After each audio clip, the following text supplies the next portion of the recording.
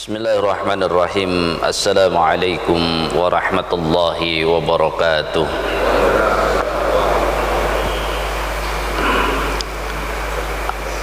Alhamdulillahilladzi an'amana bi ni'matil imani wal islami wa huwa haqqun na'im. Walhamdulillahilladzi an'amana bi ni'matis sihhah wal afiyah wa huwa ziyadatun na'im. Asyhadu an la ilaha illallah wahdahu la syarika lah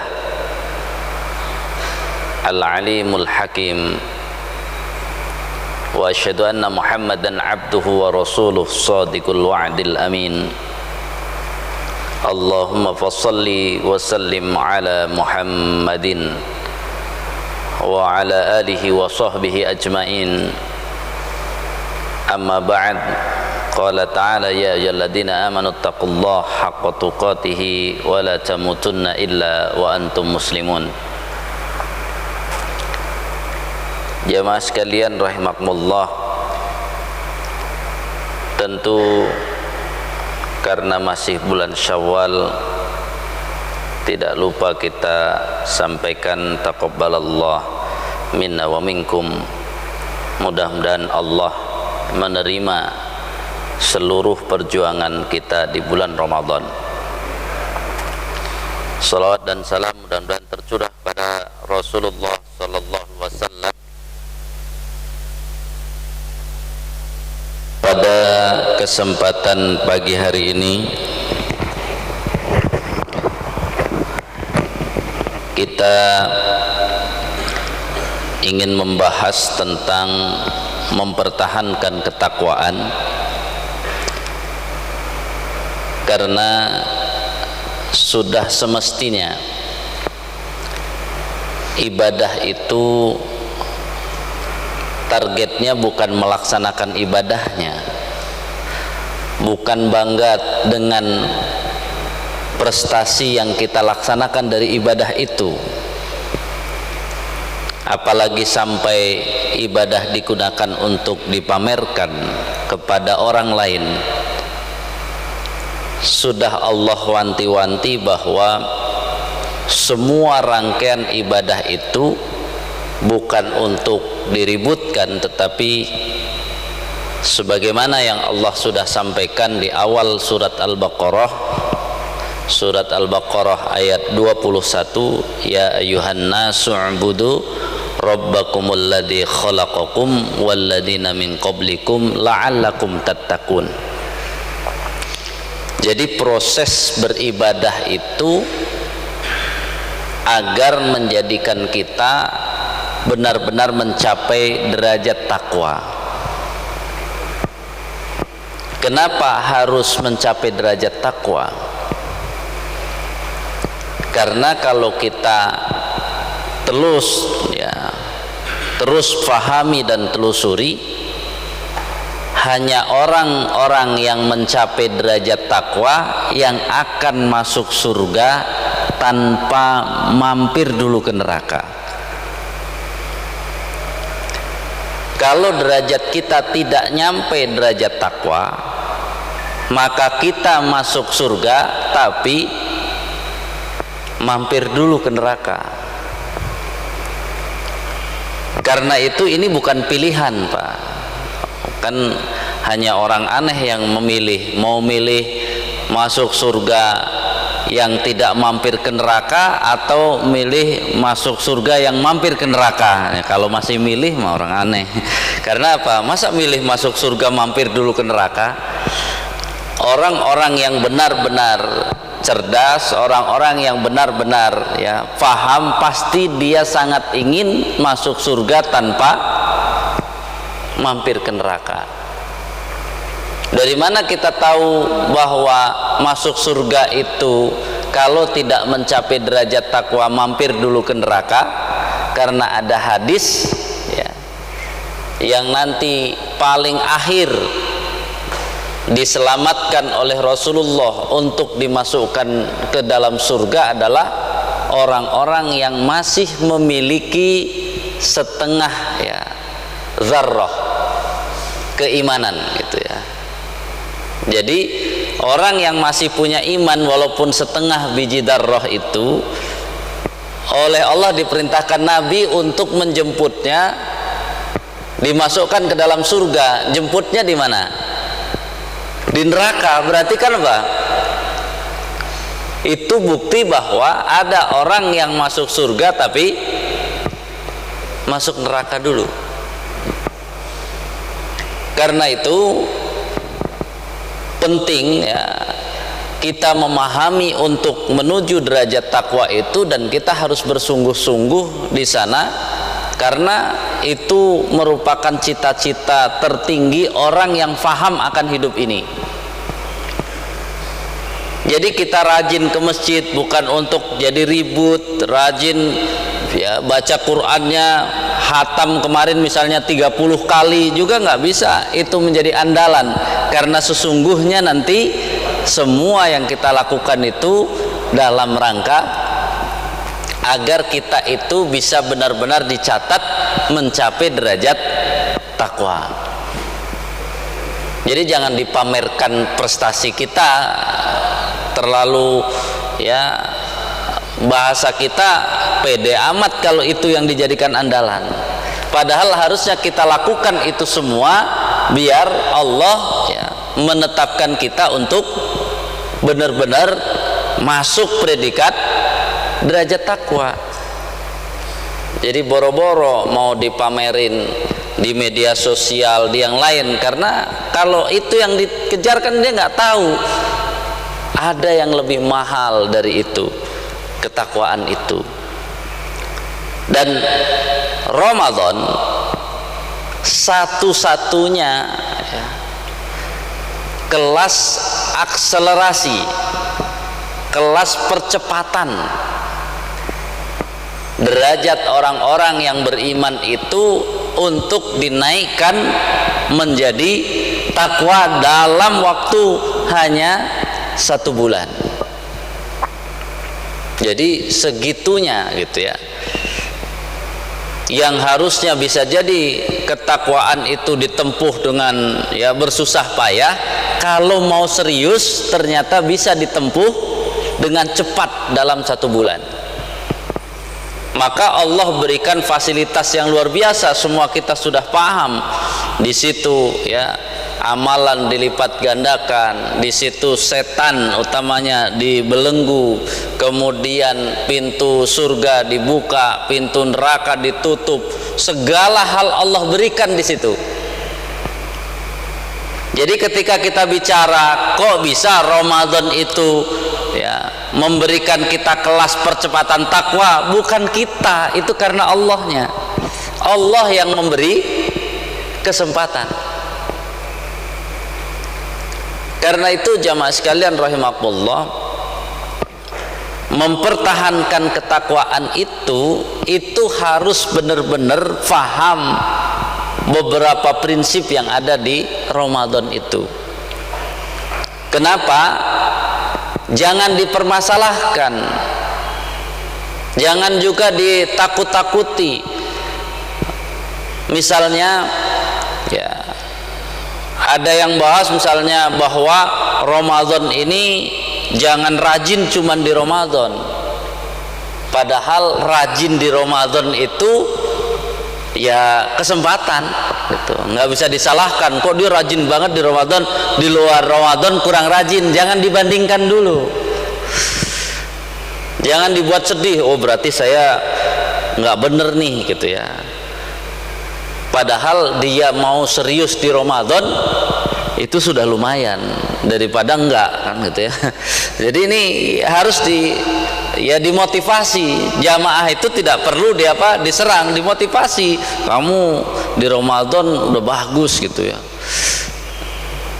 Sehingga kenapa di Ramadan kita bisa tadi maksimal, jelas sekali setan dibelenggu semua. Jadi wajar kalau ada orang di Ramadan hebat banget, cuman dia harus belajar ilmunya. Pas di luar Ramadan nggak mungkin beramal seperti Ramadan, tidak mungkin. Karena Allah kasih fasilitas, di 11 bulan dikasih fasilitas nggak?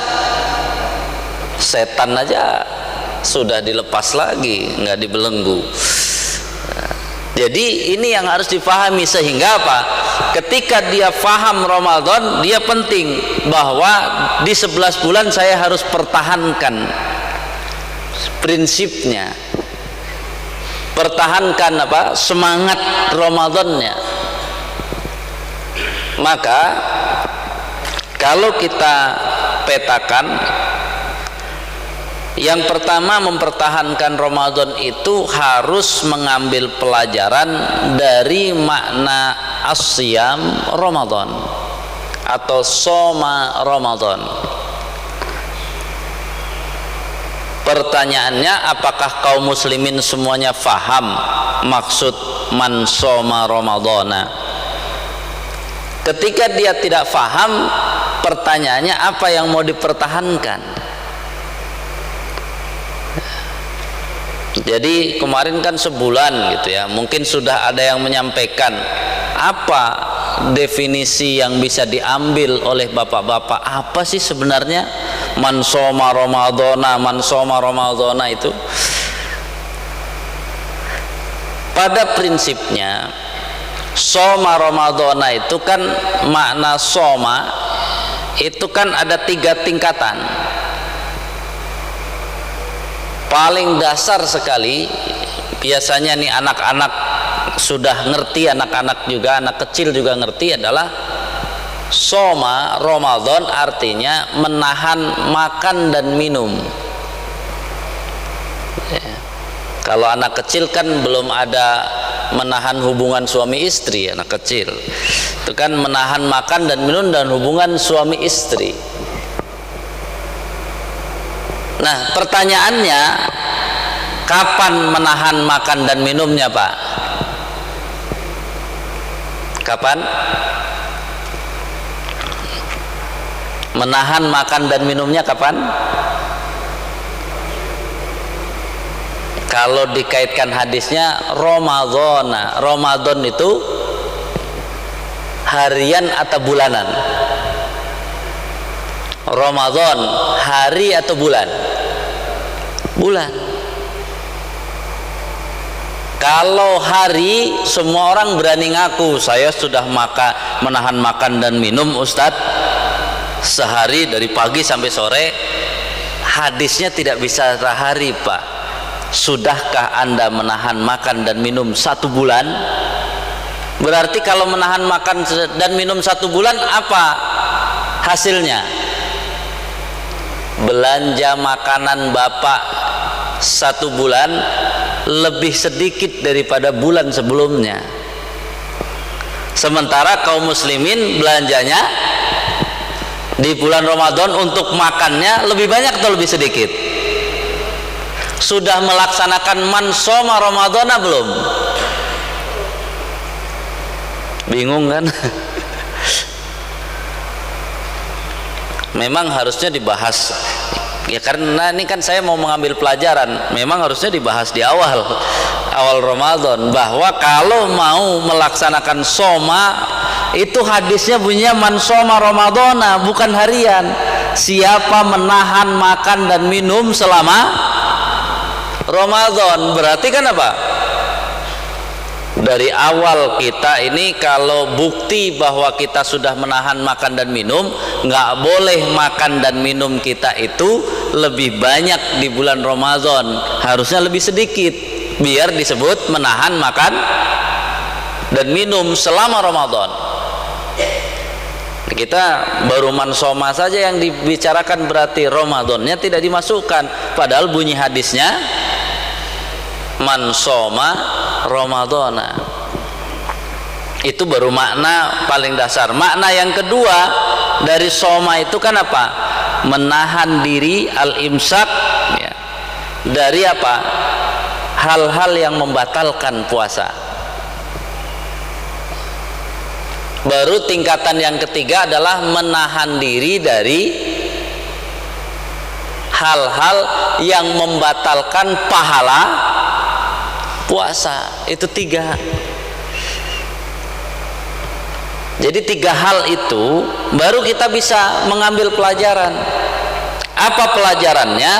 Dari semua yang kita bicarakan itu, untuk 11 bulan tugas kita adalah menahan dan mengekang hawa nafsu. Itu tugasnya gitu. Artinya kalau kita kaitkan dengan istilah agama kita, kan ada istilah dari tingkatannya. Tingkatan itu berislam, beriman, baru bertakwa. Itu harus paham dulu, berislam, beriman, bertakwa. Makanya kan kalimatnya qalatil a'rabu amanna, ketika orang-orang Arab pedalaman mengatakan kami telah beriman, qul lam tu'minu, katakan kepada mereka wahai Muhammad, mereka belum beriman. Walakin qulu aslamna, katakan kepada mereka, mereka baru aslamna.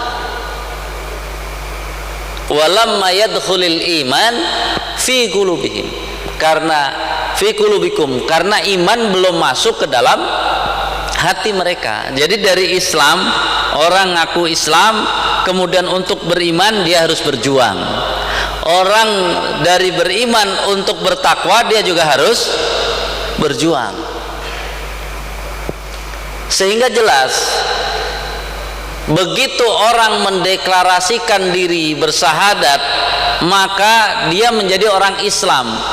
Kalau dari hawa nafsu, bagaimana khas orang Islam? Orang Islam adalah tidak mengambil yang haram. Tuh, tidak mengambil yang haram. Jadi kalau Bapak menghindar, oh saya menghindar yang haram, itu baru semangat Islam, Pak. Kalau semangat beriman apa? Bapak semangat beriman itu levelnya menghindari yang makruh. Kalau dalam harta menghindari yang subhat. Itu sudah beriman itu. Jadi kalau baru yang penting nggak dosa besar, itu semangat paling rendah, itu semangat Islam. Semangat beriman itu menghindari yang makruh. Kalau orang menghindari yang makruh, jangankan yang haram, yang makruh dia sudah tidak mau. Bagaimana dengan orang yang pengen derajatnya level saya maunya derajat takwa, maka menahan dan mengurangi yang halal. Bayangkan, yang halal saja tidak diambil, tidak dibawa pulang semuanya. Makanya latihan Ramadan itu latihan apa? Menahan yang halal. Makan kan asalnya boleh, tapi disuruh jangan semuanya dimakan, ya. Jadi kalau kita ambil namanya semangat bertakwa di 11 bulan itu, kalau kita boro-boro melirik yang haram, boro-boro melirik yang makruh, yang halal punya kita saja, tidak semuanya kita ambil. Harus saya bagi-bagi, ya. Jadi gitu Pak, menempatkan saya pengen menjadi orang yang bertakwa. Oh, kalau sudah bertakwa udah nggak bicara halal haram, nggak bicara subhat, nggak bicara makruh. Dia selalu berada pada yang halal, dan bahkan yang halal itu tidak diambil semuanya. Dia akan berikan kepada orang, dia akan berikan kepada Islam, begitu. Jadi sibuknya itu sudah sibuk dengan yang halal. Jadi bukan bicara lagi ini kira-kira halal haram ya. Nah, kalau masih begitu, itu masih belum, ya. Prinsip takwa, prinsip takwa itu dia mau ke kanan ke kiri tetap halal, tapi halal pun tidak semuanya dia akan nikmati dan dia ambil, dia akan bagi-bagi, dia akan berikan. Itu level. Jadi semangat ketakwaan itu seperti itu. Nah, kemudian ada nanti, ya, prinsip yang kedua, bukan hanya menahan dan mengendalikan hawa nafsu. Kalau tafsir Ibnu Katsir itu ditambah dengan kalimat lima fihi min zakatin nufus. Berpuasa itu ya, dalam tafsiran surat Al-Baqarah ayat 183 Ibnu Katsir memasukkan ada penyucian jiwa. Kan tadi baru menahan-nahan saja tuh yang luar-luar. Bagaimana dengan penyucian jiwa? Itu ada hubungan dengan yang ketiga tadi. Yang ketiga itu kan hubungannya apa? Agar pahalanya tidak hilang, agar jangan melaksanakan amalan dalam puasa itu yang bisa menghilangkan pahalanya. Maka orang yang bertakwa itu poin pertama hubungannya dengan dosa. Kalau menggunakan level saya yang penting Ustadz tidak melakukan dosa besar, itu baru semangat Islam, tidak melakukan dosa besar. Saya semangat untuk tidak melakukan dosa kecil, itu selamat beriman. Apalagi dosa besar, dosa kecil saya hindari, itu masih beriman Pak. Terus kalau bertakwa gimana? Orang yang bertakwa itu dia sudah sibuk dengan ketaatan. Jadi sibuknya dengan ketaatan. Jadi ini kadang-kadang kita pengen menjadi bertakwa, tapi kita tidak memposisikan jiwa kita menjadi jiwa orang bertakwa. Jadi jiwa orang bertakwa itu sudah tidak kepikiran untuk berbuat dosa besar, tidak kepikiran untuk berbuat dosa kecil, karena dia yang kepikiran adalah bagaimana saya harus bertambah taat. Orang kan kalau dia bertambah taat, maka apa? Maka prosesnya dapat. Cuman yang jangan lupa, yang dinamakan mensucikan jiwa, membersihkan jiwa itu ya, ini kalau kita lihat harus ada fokus. Fokusnya apa? Bahwa seluruh ilmu yang dia miliki, seluruh ibadah yang dia kerjakan itu bukan prestasi. Itu kalau orang bertakwa, seluruh ilmu yang dimiliki, seluruh ibadah yang dilakukan itu bukan prestasi, tapi semua itu sebenarnya semata-mata agar dia bisa mendapatkan rahmat Allah. Memang ya, kesucian jiwa itu sejauh itu. Jadi kalau kita selama ini menganggap bahwa alhamdulillah saya sudah melaksanakan sekian, kita puas dengan misalnya ibadah kita yang sekian, kita belum paham bahwa ibadah itu bukan untuk kepuasan. Ibadah itu untuk mengejar rahmat Allah. Artinya begini, jangan sampai suatu saat ternyata kita bisa di Ramadan itu tadi hatam 30 kali gitu. Jangan merasa bangga dengan hatam kita 30 kali, padahal yang tujuan aslinya kita bisa hatam 30 kali agar Allah menurunkan rahmatnya kepada kita. Ini agak agak pusing, memang berat. Kesucian jiwa itu berat. Makanya kan ada apa? Kalau kita tidak fokus pada rahmat Allah, maka kenapa ulama ada mengajarkan doa apa?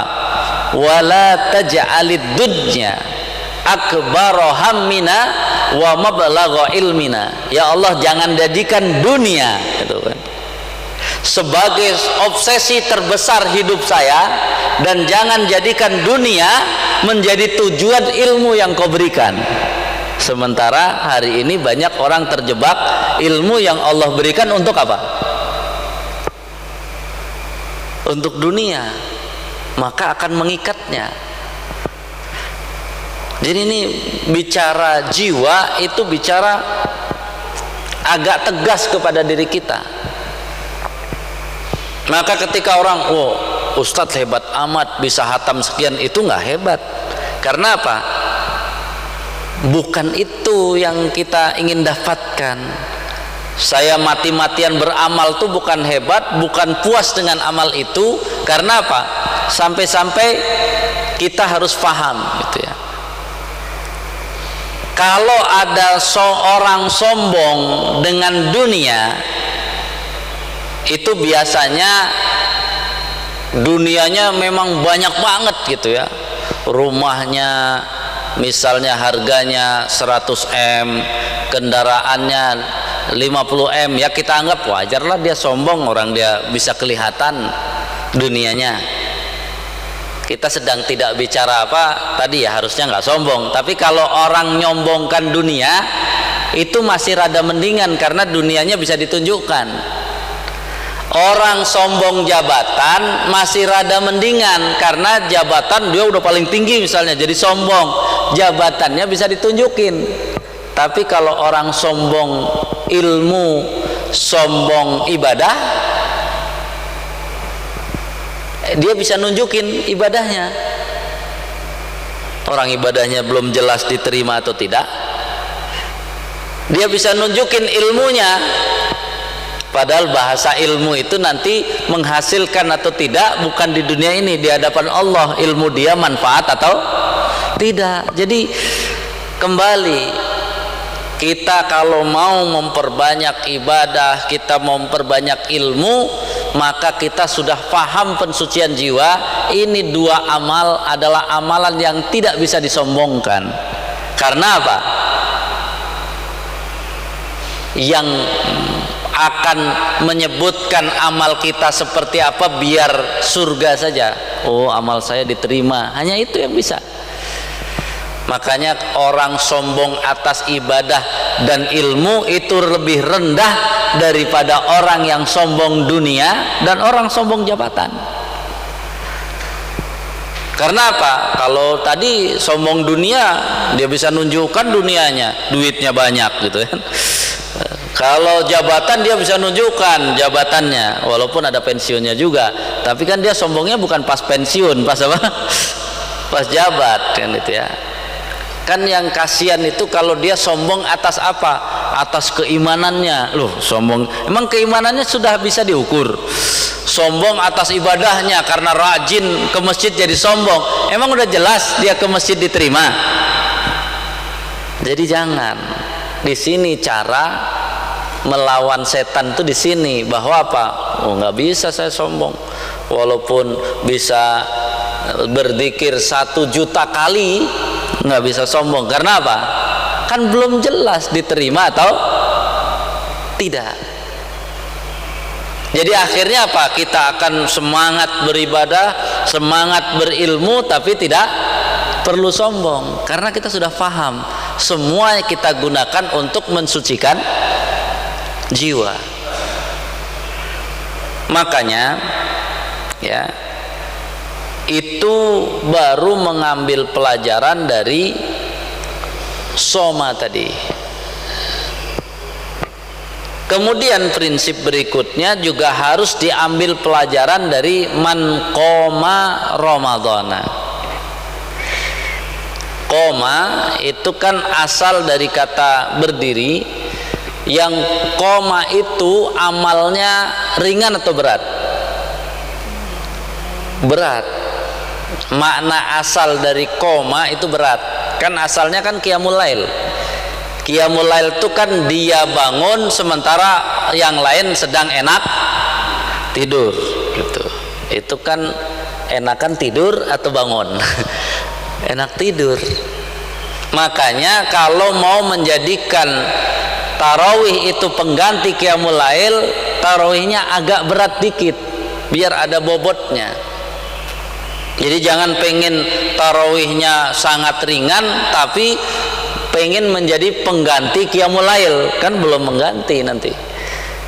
Sehingga kalau orang sudah paham itu saja, dia nggak akan ribut.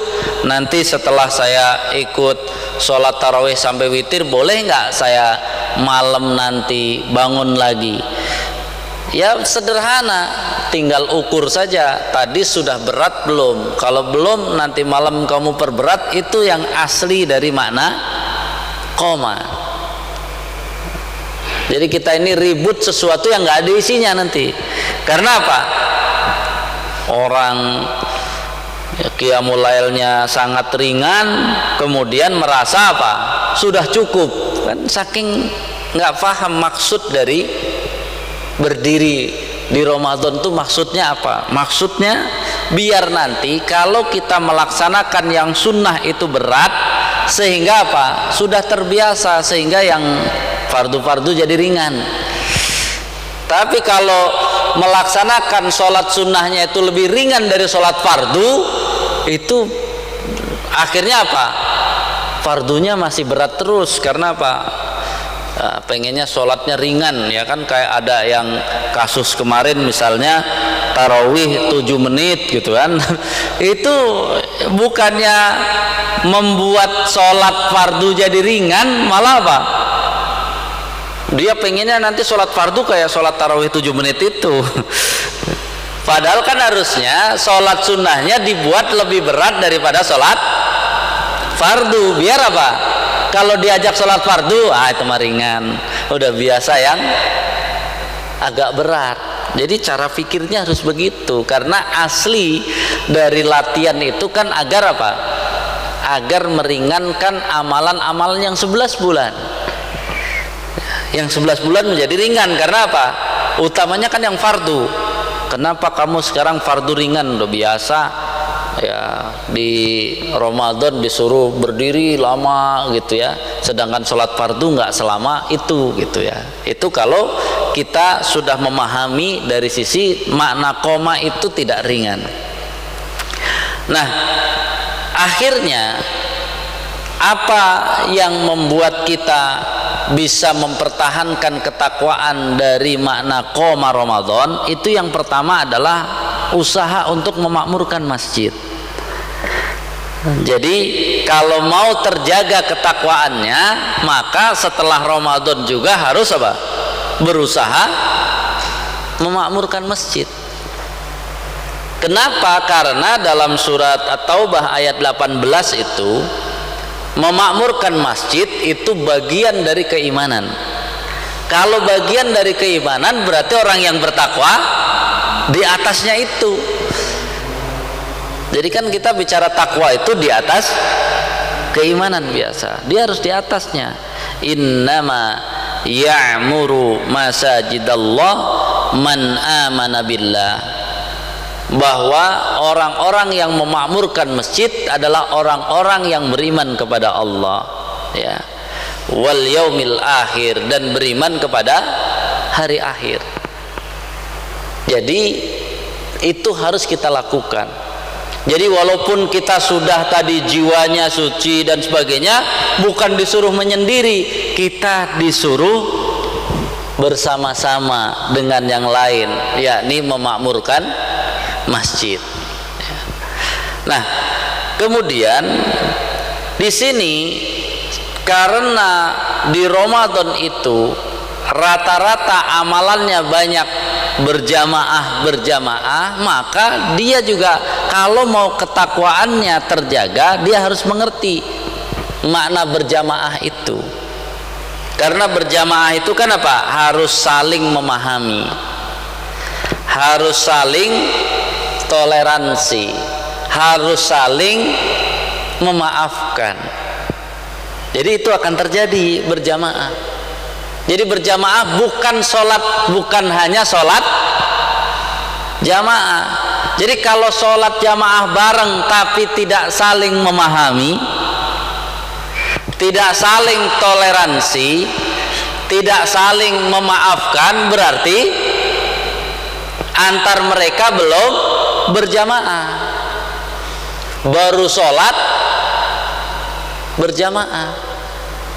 Jadi itu kekuatan, karena asalnya berjamaah itu kekuatan. Jadi berjamaah juga merupakan bagian untuk mempertahankan ketakwaan. Karena nggak ada namanya orang bertakwa itu pasti akan suka dengan berjamaah. Jadi berjamaah bukan hanya sholat berjamaah, itu kan latihannya saja.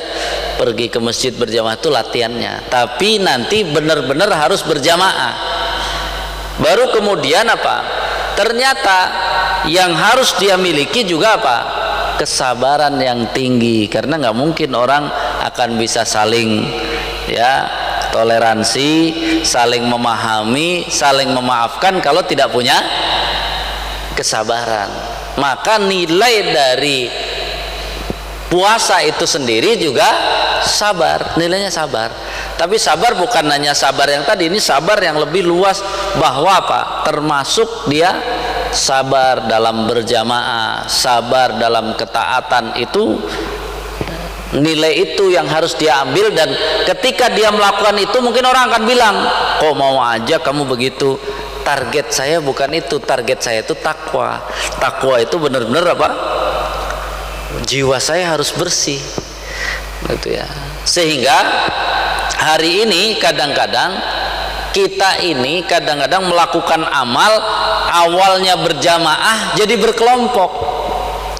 Padahal namanya berjamaah kan semuanya. Ini akhirnya nanti apa? Berkelompok. Berarti kalau cuman berkelompok, nanti duduk kelompok ngomongin yang lain, kapan berjamaahnya? Jadi ini PR jiwa tadi, kebersihan jiwa itu masih cukup berat. Karena gini, setan itu ya, ulama menjelaskan tuh, setan itu kira-kira punya kepentingan menggoda orang yang ketaatannya banyak atau orang yang tidak punya ketaatan. Ulama sampai mengibaratkan begini Pak, biar memahami sistem setan gitu ya. Setan itu hampir mirip dengan maling, kata ulama. Maling itu kalau ada rumah jelek mau roboh, dalamnya nggak ada apa-apa, kira-kira dia mau maling nggak? Pernah dengar nggak misalnya kesurupan di diskotik? Pernah nggak? Nggak pernah. Karena apa? Apanya yang mau? Orang dia sudah di diskotik, sudah bermaksiat, apanya yang mau dicuri? Ibarat maling, dia nggak punya barang berharga untuk dicuri. Makanya lucu juga kalau ada orang bangga seolah-olah dakwah di tempat itu menjadi apa? Menjadi dakwah utama. Nggak bisa. Karena apa? Di situ ya maling aja nggak punya kepentingan gitu ya. Nggak usah digodain juga gitu tadi kan gitu. Nanti kalau maling di rumah yang reot, kemudian tadi jangan-jangan pas masuk nangis bareng-bareng karena apa? Nggak ada yang mau, nggak ada yang mau diambil. Maka begitu ya, rumah itu dijaga oleh satpam, kelihatan maling ada ini nggak? Ada semangat untuk mencuri nggak? Nah, di sini kewaspadaan kita. Begitu kita sudah rajin ke masjid, semua itu kita harus waspada. Ini setan menggoda. Makanya setan menggoda itu kan apa? Paling gampang tadi. Jadi pamer, jadi ria, yang itu paling apa? Paling dasar. Makanya kita harus belajar tuh cara mensucikan jiwa, ditekan terus bahwa apa? Iya nih, ibadah ini bukan untuk diketahui orang, bukan untuk dianggap hebat. Sebenarnya ibadah itu untuk mencuci jiwa saya agar apa? Saya ini diberi rahmat Allah. Terlalu murah kalau cuman untuk dipuji, terlalu murah kalau hanya untuk dipamerkan, karena kita ingin mengambil tiket takwa tadi, biar kita masuk surga tanpa tadi mampir ke neraka. Jadi kalau kita sudah mulai paham tentang ya bagaimana pensucian jiwa, sebenarnya udah nggak terlalu Pak. Karena apa? Kita paham tujuan kita bukan prestasi, itu bukan melakukan ibadah Pak, tapi dibalik melakukan ibadah itu untuk mendapatkan rahmat Allah tadi. Maka kalau ada bilang bapak hebat, ya salah kamu. Ini mah mau saya bisa ya nginep di masjid setahun pun tidak akan bisa dibilang bahwa nginep di masjid itu hebat, karena kan ada hadis yang mengatakan apa? Kam min amalid dunya yasiru bi husnin niyah, ya, min amalil akhirah. Berapa banyak amalan dilihat orang amalan dunia, tapi berjalan dengan niat yang baik, niat yang benar maksudnya ya, baik itu benar menurut Allah, maka dia menjadi bagian dari amal akhirat. Tapi kam min amalil akhirah, berapa banyak dilihat semua orang dia melakukan amal akhirat, tapi yasiru bisu'in niyah. Tadi pengen dipamerkan, pengen ditunjukkan, pengen apapun kan, pengen ditunjukkan dengan mata berarti ria, pengen didengar orang amalannya berarti sum'ah, kan habis semua itu. Menjadi dia sombong juga habis juga amalnya. Maka min amalid dunya, bayangkan kita rajin ke masjid, kalau salah niat bisa menjadi amal dunia, bukan amal akhirat. Padahal sholat berjamaah itu amal akhirat atau amal dunia? Jadi kalau kita sudah paham di situ, mempertahankan ketakwaan itu butuh ilmu. Salah satunya adalah tazkiyatun nafs, pensucian jiwa itu. Biar sehebat apapun kita lakukan, kita tidak akan pernah menyombongkan diri. Biar sehebat apapun ilmu kita, kita tidak berani apa-apa, karena ilmu itu bisa mencelakakan kalau tidak ya mensucikan jiwanya. Jadi ya di poin ini itu baru poin yang kedua, karena ini bunyi hadisnya sama semua. Man shoma ramadhana imanan wa ihtisaban ghufira lahu ma taqaddama min dambi. Man qama ramadhana imanan wa ihtisaban ghufira lahu ma taqaddama min dambi. Dua prinsip. Yang ketiga adalah qama lailatal qadri, karena bunyi hadisnya sama. Man qama lailatal qadri imanan wa ihtisaban ghufira lahu. Kenapa yang kita bedah ghufira? Karena kan ada hadis yang menyatakan bahwa rukma anfu rajulin, celakalah orang, ya, yang disebut hidung maksudnya orang, celakalah orang yang masuk ke dalam Ramadan tapi keluar dari Ramadan dosanya tidak diampuni. Makanya kita agak fokus pada diampuni dosa itu, dan itu menggunakan tiga hadis utama: man shoma ramadhana imanan wa ihtisaban, man qoma ramadhana imanan wa ihtisaban, dan man qoma lailatul qadri imanan wa ihtisaban. Itu udah cukup. Karena kalau orang mengejar Lailatul Qadar, berarti dia nomor satu, dia akan semangat beriktikaf selama 10 hari. Jadi sudah terangkum perjuangan Ramadan itu, terangkum di tiga itu. Bagaimana puasanya, bagaimana qiyam Ramadannya. Kalau kita kan qiyamnya kadang-kadang ada yang masih harian, seminggu pertama rajin, seminggu kedua udah nggak ada. Itu dia tidak baca hadis man qoma ramadhana. Padahal namanya qoma Ramadan kan apa? Dari awal harus sampai akhir. Karena apa? Dia disuruh tarawih bukan harian, tapi disuruh satu Ramadan. Jadi kita nih kerja borongan dikerjakan harian, di tengah jalan hilang. Jadi kalau ada datang ke rumah bapak, saya mau kerja, ya udah borong sebulan gitu ya, dia baru kerja seminggu terus nggak datang lagi, bapak mau bayar dia nggak?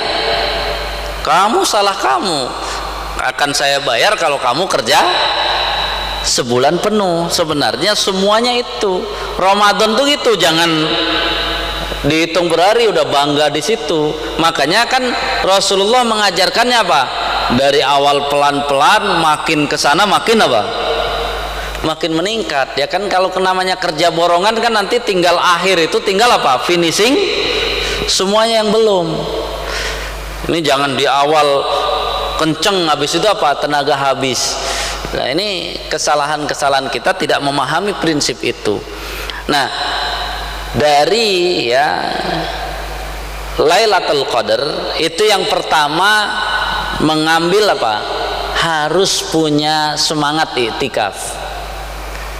Kalau harian kan iktikaf itu apa? Boleh parsial. Bapak mau ke masjid itu niatnya iktikaf.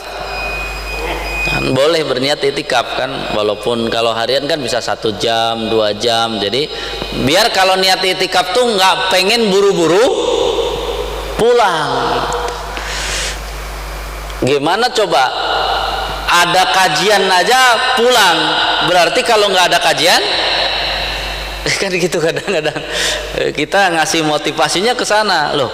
Kalau ada kesibukan saja di masjid, ada kesibukan aja semangat pulangnya tinggi, apalagi tidak ada. Berarti suatu saat kalau nggak ada apa-apa pasti apa?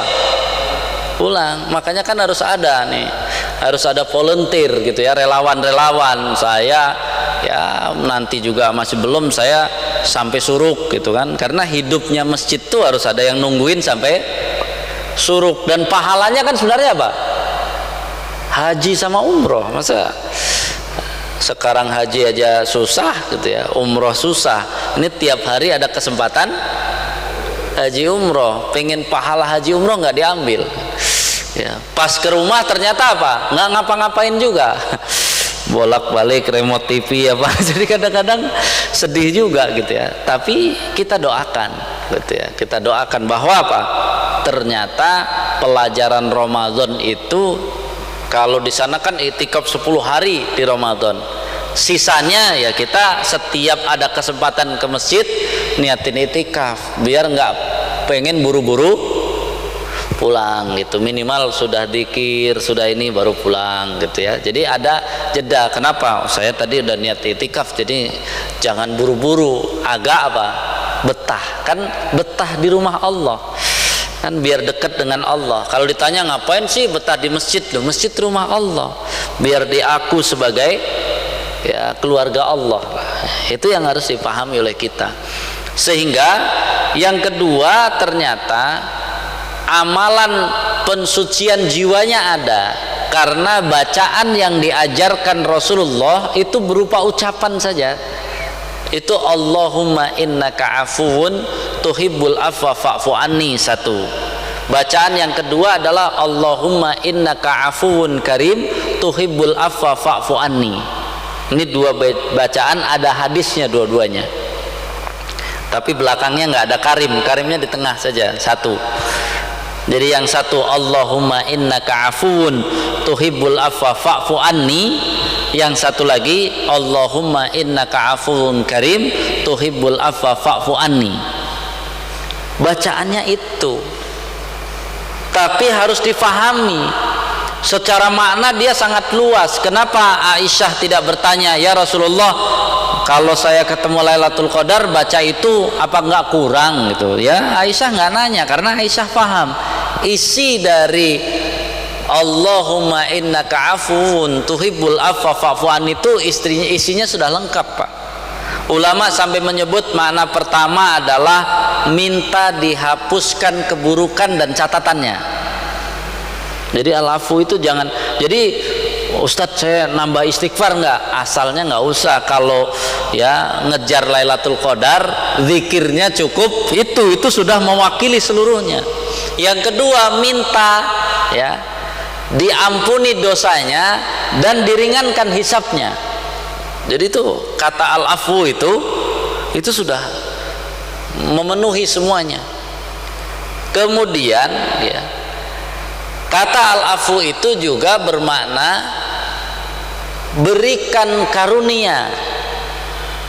Kenapa? Karena di dalam Al-Qur'annya ada nanti bahwa ketika orang bertanya yas'alunaka madza yunfikun, mereka bertanya tentang sesuatu yang harus diinfakkan, kulil afwa. Al-afwa itu kelebihan. Jadi kalau kita sudah Allahumma innaka afuwun tuhibbul afwa fa'fu anni, itu udah lengkap, nggak usah ditambah, itu udah lengkap. Jadi doa paling hebat mengejar Lailatul Qadar doa itu. Terus kalau saya mau mohon ampun tiap hari di waktu sahur. Ya, waktu sahur makanya jangan cuman makan, tapi ada mohon ampun. Karena di dalam Al-Qur'an waktu sahur dikaitkan dengan mohon ampun. Jadi gambarannya itu, selain ucapan Allahumma innaka afun, apa yang harus dilakukan? Bapak maafkan semua orang yang salah kepada Bapak. Itu kuncinya. Jadi jangan sampai orang sudah rajin itikaf mengejar Lailatul Qadar, tapi apa? Kamu nggak saya maafkan 7 turunan, ya kacau. Karena nanti bertentangan dengan surat An-Nur ayat 22, peristiwa ya Abu Bakar dengan Mistah. Mistah itu dari kecil dipelihara Abu Bakar, dihidupkan sampai beliau menikah juga. Mistah itu masih kekurangan hartanya, ditanggung hidup keluarganya oleh Abu Bakar As-Siddiq. Tapi Mistah ternyata ikut Abdullah bin Ubay bin Salul memfitnah Aisyah berzina. Coba gimana Pak, dipelihara, dihidupin dari kecil gitu ya, rasanya gimana Pak? Wajar ya Abu Bakar berjanji tidak mau memberi bantuan lagi, lalu ditegur ya. Kedudukan Abu Bakar luar biasa, ditegurnya pakai ayat Al-Qur'an surat An-Nur ayat 22 itu. Sehingga di sini Allah katakan fa'fu wasfahu, wahai Abu Bakar, apapun beratnya maafkan dan biarkan. Lalu Allah katakan apa? Ala tuhibbuna ayyaghfirallahu lakum, memangnya kamu nggak ingin Allah memaafkan kalian? Jadi orang yang bertakwa itu orang lain yang salah sama dia semuanya dimaafkan. Kalau ditanya enakan dia dong Pak, bukan, biar semua dosa kita diampuni oleh Allah. Jadi kalau ada orang sebelum mati masih bersumpah tidak mau memberi maaf kepada orang lain 7 turunan, takutnya dosa dia tidak diampuni oleh Allah 7 turunan. Jadi kita maafkan orang itu dari malam 21 Pak, sudah maafkan orang.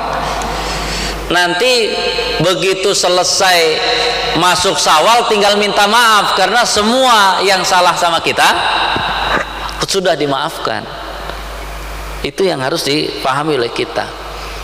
Nah, bagaimana manfaat dari semua yang kita lakukan tadi? Itu sangat jelas Pak. Orang yang bertakwa kan tadi dia sangat taat kepada Allah. Dengan taat saja itu dosa-dosa yang kecil sudah hilang Pak.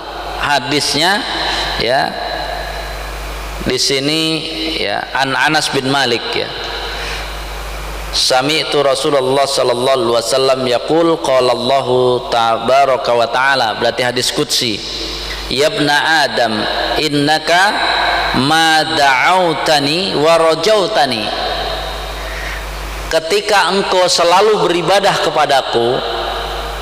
Da'autani jangan dilihat cuman berdoa, tapi selama ibadah itu semuanya adalah doa. Siapa yang selalu beribadah dan berharap kepadaku, maka aku ampuni dosa-dosanya. Berarti dosa ringan itu langsung diampuni hanya dengan ketaatan. Tadi orang bertakwa itu kan fokusnya pada taat, berarti dosa-dosa kecilnya udah hilang. Kata Allah di sini sampai menggunakan kata-kata ya, ghafartu laka ala ma kana fika wala ubali, aku sudah ampuni semua kesalahan dosa ringan kalian, aku nggak peduli lagi ya. Kemudian ya bena Adam lau balagat dunubuka annanas samai, kalau dosamu itu saking banyaknya sampai menyentuh langit gitu ya, menyentuh langit, summastaghfartani, kenapa orang yang berpuasa itu setiap masuk waktu sahur harus selalu mohon ampun kepada Allah? Kenapa? Dosa-dosa kecil yang sampai menyentuh langit itu diampuni dengan dia mohon ampun. Tapi syaratnya dia kan selalu taat tadi.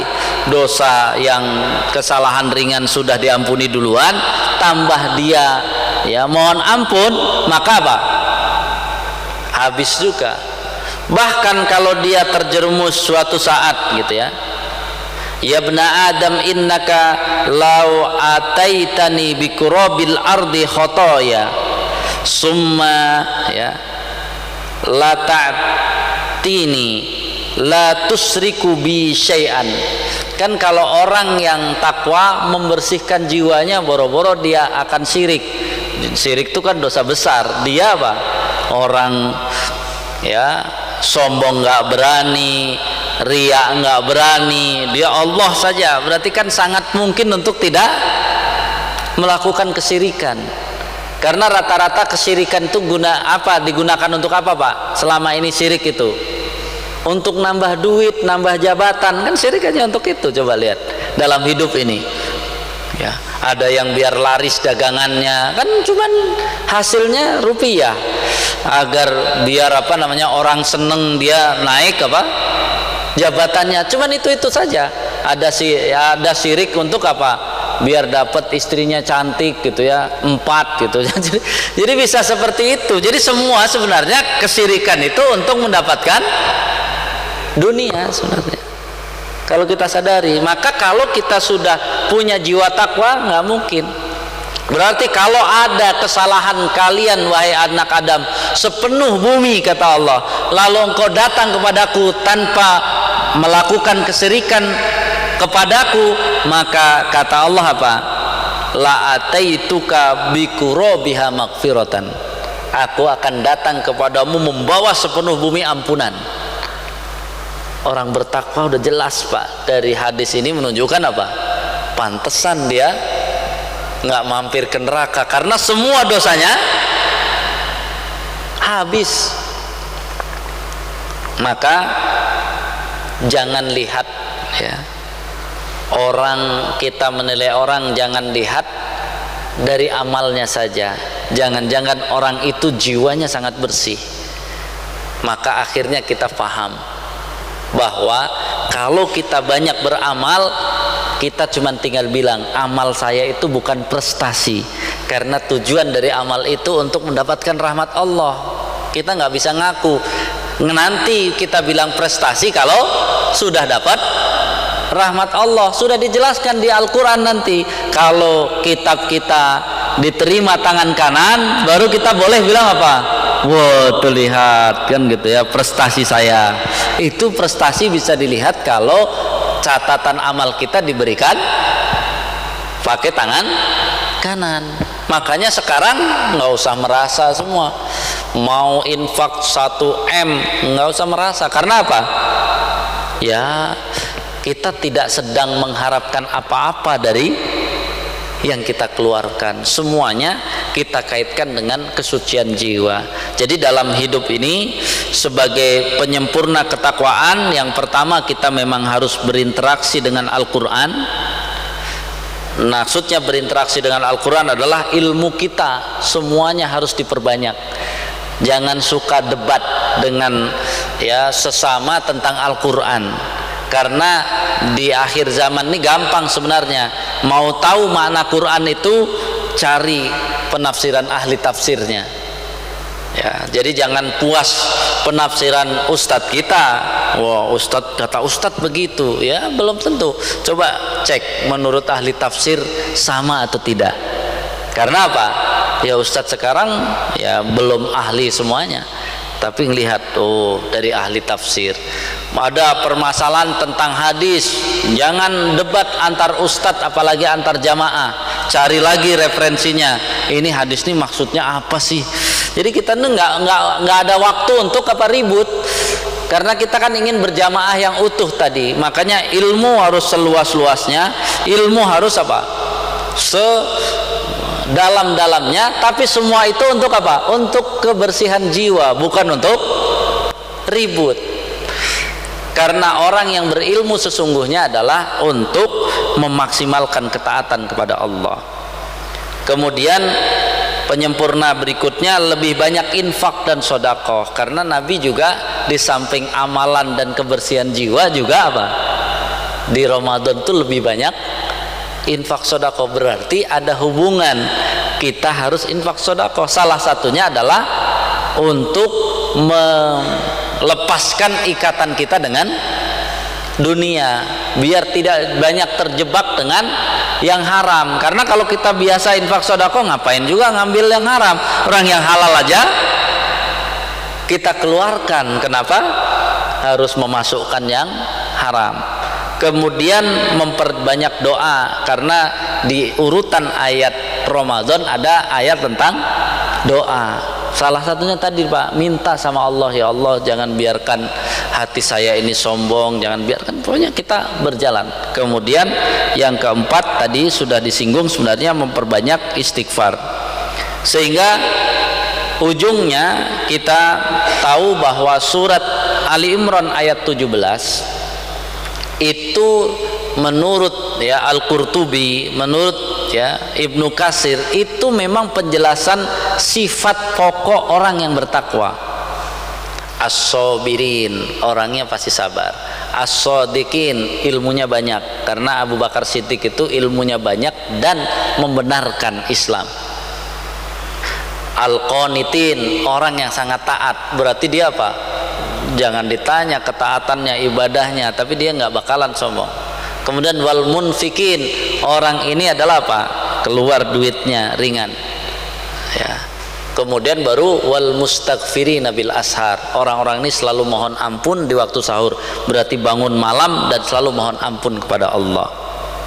Akhirnya ya Allah Subhanahu wa taala menyatakan dalam surat An-Najm ya, surat 53 ayat 32, alladzina yajtanibuna kabairal ismi wal fawahisha illal lamam, orang-orang yang menjauhi dosa-dosa besar dan perbuatan keji selain dari kesalahan-kesalahan kecil. Dilihat orang bertakwa itu kayak gitu. Maka di sini di ujung ayatnya yang akan saya ambil, huwa a'lamu bimanittaqa, ketakwaan kita bukan untuk siapa-siapa, biar Allah yang menetapkan bahwa kita akan menjadi orang yang bertakwa. Dan diawali dengan kalimat fala tuzakku anfusakum, kamu nggak usah merasa dirimu suci, tapi Allah lebih tahu siapa yang bertakwa kepadanya. Maka insya Allah kalau kita bisa mempertahankan ketakwaan, Ramadan yang akan datang kita juga berharap mudah-mudahan umur kita sampai sehingga kita bisa berjuang. Nanti di Ramadan diingatkan lagi, nih maksud Ramadan begini, jangan lupa semuanya kerjakan, tapi ketika berprestasi jangan sombong. Karena apa? Bukan itu tujuannya. Wallahu a'lam bishawab. Ada pertanyaan? Cukup jelas ya. Mudah-mudahan kita bisa mempertahankan ketakwaan kita, dan insya Allah yang paling penting terus menerus adalah mudah-mudahan Allah selalu mensucikan jiwa kita sehingga kita benar-benar melaksanakan ketaatan itu, benar-benar berharap rahmat Allah dan berharap ampunan Allah. Sebagai penutup, ada hadis yang menyebut salah satunya, siapa yang meminta surga 3 kali, maka surga akan ya berdoa memohon kepada Allah, masukkan orang itu ke surga. Siapa yang ya meminta untuk dihindarkan dari neraka 3 kali, maka neraka akan berdoa kepada Allah, ya Allah jauhkan dia dari neraka. Jadi kalau ada orang bertanya bahwa Ustadz beramal agar masuk surga, itu ada hadisnya. Jadi jangan salahkan orang minta surga, surga malah berdoa masukkan dia ya Allah ke surga. Bagaimana dia beramal pengen dihindarkan dari neraka, itu neraka juga jawab ya Allah hindarkan dia dari neraka. Jadi ilmu kita aja yang kadang-kadang kita merasa hebat sehingga meniadakan yang lain, padahal Islam ini tidak perlu ada pertentangan. Dia sudah ya, kesucian jiwa itu tidak menafikan tadi. Salah satunya kita boleh berdoa meminta masuk surga, karena surga akan berdoa agar kita dimasukkan menjadi ke dalam ahlinya. Itu hadis-hadisnya sangat ya jelas, sehingga mudah-mudahan kita semua sekali lagi dengan ilmu akan bertambah ketaatan kita, dengan ilmu akan erat, makin erat persaudaraan kita. Kalau dengan tambah ilmu tidak erat, berarti ada yang salah dengan ilmu yang kita pelajari dan dengan ilmu yang kita miliki. Subhanaka Allahumma wa bihamdika asyhadu an la ilaha illa anta astaghfiruka wa atubu ilaik. Assalamualaikum warahmatullahi wabarakatuh.